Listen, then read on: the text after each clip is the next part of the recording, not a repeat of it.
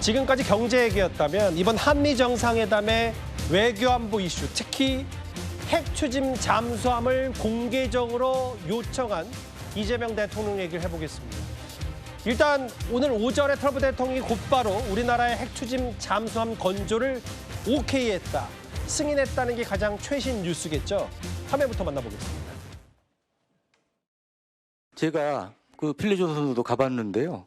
여기에는 잠수함 건조 시설이 없습니다. 미국의 LA급이나 버지니급을 건조해서 오는 것 아닌가 이런 추측도 나오는데 정확하게 어떤 거죠?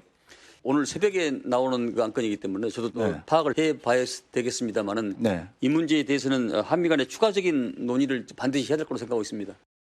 장보고3, 배치3 1번 함에 이 추진 기간을 원자력으로 바꿔서 추진하면 어떠냐 이런 의견도 있는데 1번 함 건조가 언제 시작되죠? 아직 건조 착수 시기는 결정되지 않았는데 만약에 건조한다면 한 10년 이상은 소요될 겁니다. 그러면 물리적으로 배치3 1번 함을 원잠으로 바꾸는 게 가능합니까?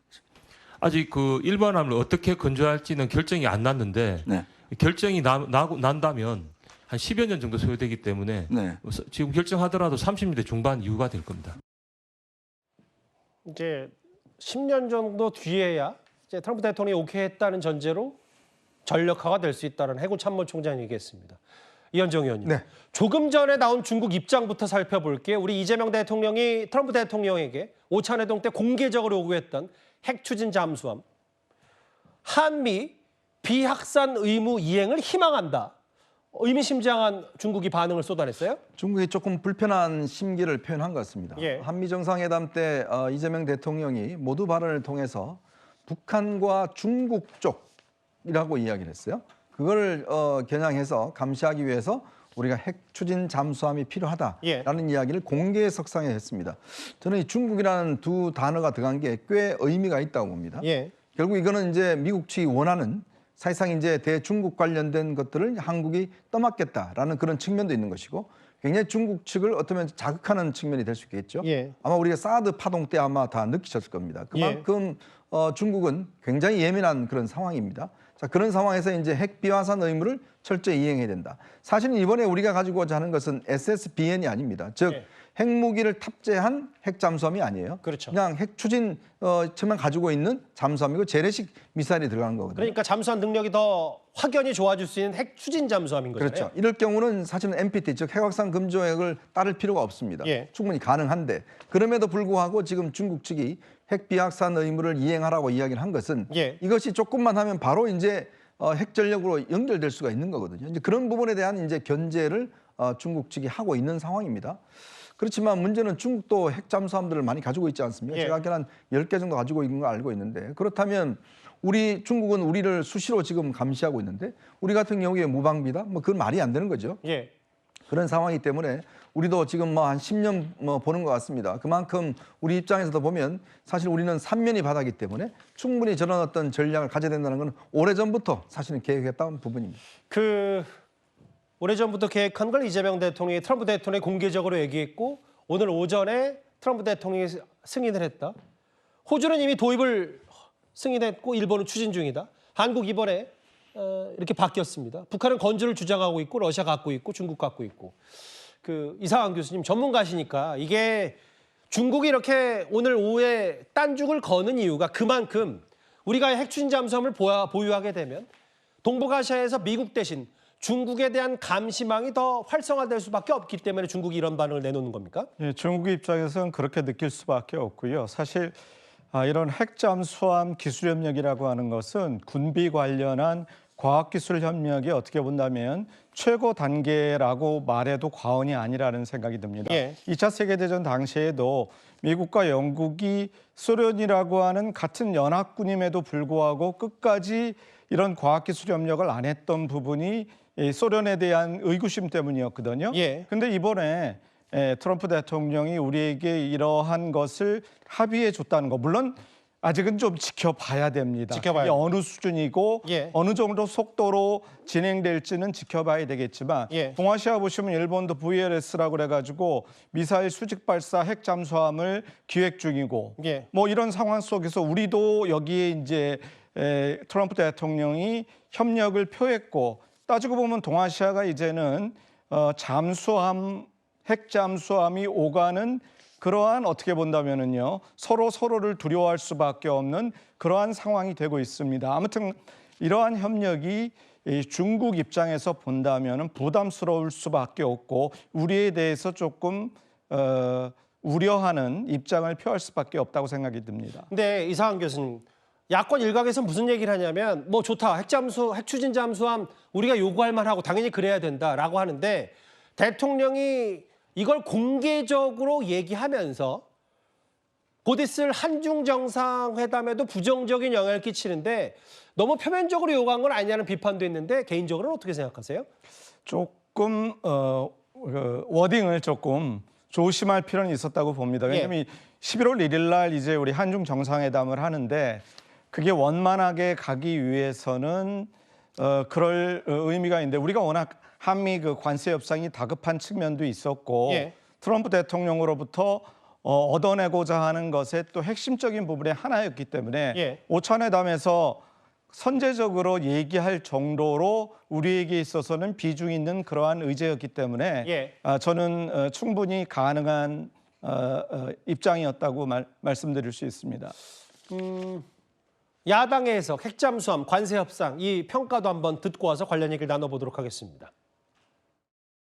북한이 올해까지 5대 핵심 전략 기술을 보여주겠다고 선언했는데 여기에 핵추진 잠수함이 포함되어 있고요. 이런 핵추진 잠수함 대응하려면 결국 재래식 잠수함으로 한계가 있기 때문에 우리도 핵추진하자는 것이고 특히 이들을 위해서 중국 견제를 위해서 필요하다 이런 취지 말씀도 하셨는데 보수 진영에서 사실은 계속 주장해온 부분이란 말이죠. 그거를 이제 이 대통령께서 공개석상에서 말씀하신 것도 좀 특이한 부분인데 개인적으로는 환영하는 입장입니다.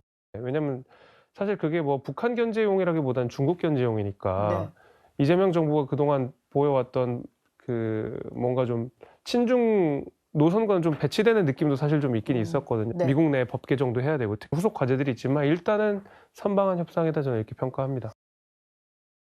외신에선 이런 반응이 있더라고요. 그 최우방국 중에 하나죠. 미국과 가장 가까운 나라 중에 하나인 영국, 호주에게 안 주던 극비 핵 추진 잠수함 기술을 한국에 공유한 것.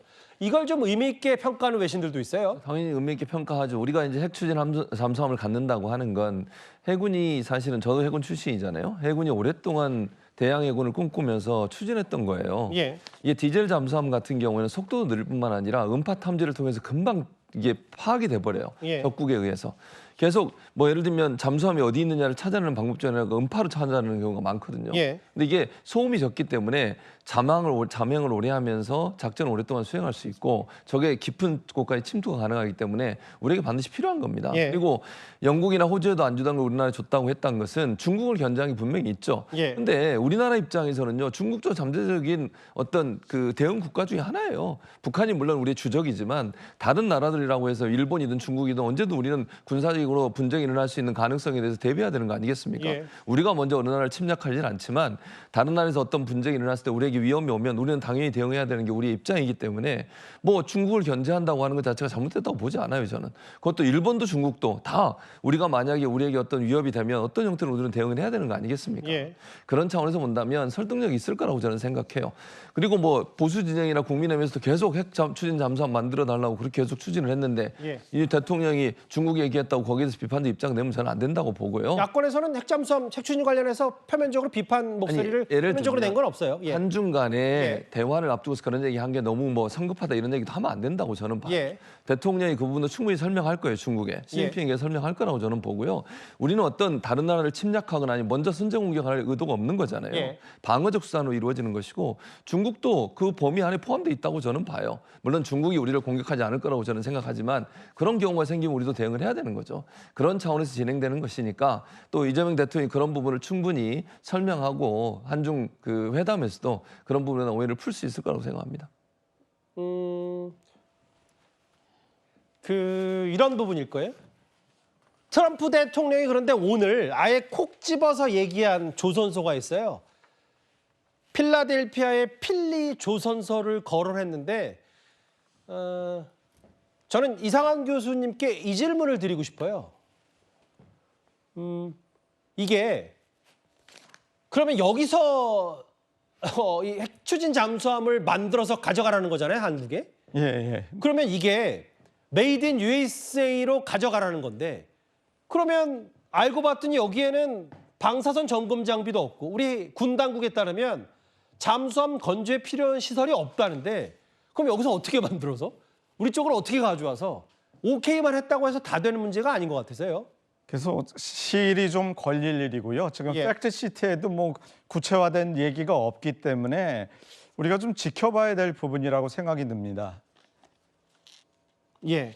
그러니까 그 얘기는 좀 시일이 걸린다는 건 예. 아까 해군 참모총장 얘기도 한 10년 걸린다고 했는데 예. 2030년이 돼야 실제로 전력화가 될 수 있다. 근데 그럼에도 기술도 없고 하는데 트럼프 대통령이 아예 조선소까지 꼭 집은 게 좀 이례적이어서 제가 재차 질문을 드리는 거예요. 물론 한화해양이 하고 있기 때문에 그런 맥락에서 마스가 프로젝트와 연결시킬 수도 있고 이것이 한미 조선 협력의 어떤 상징적인 부분이 있어서 예. 생각나는 대로 얘기를 했겠지만 사실 입지 조건이라든가 여러 가지 상황을 고려했을 때 과연 저기서 언제 할 수 있을까 하는 것은 앞으로도 상당한 시일이 걸려야만 확증할 수 있는 그런 상황이라고 생각이 듭니다. 알겠습니다. 중국의 딴죽 얘기. 아무래도 어제 관세 협상 극적 타결 못지않게 이 핵 추진 잠수함을 트럼프 대통령이 승인했다. 뭐 차후 앞으로 지난한 과정들이 남아 있습니다만 그 외교 안보적 이슈 굉장히 중요했습니다.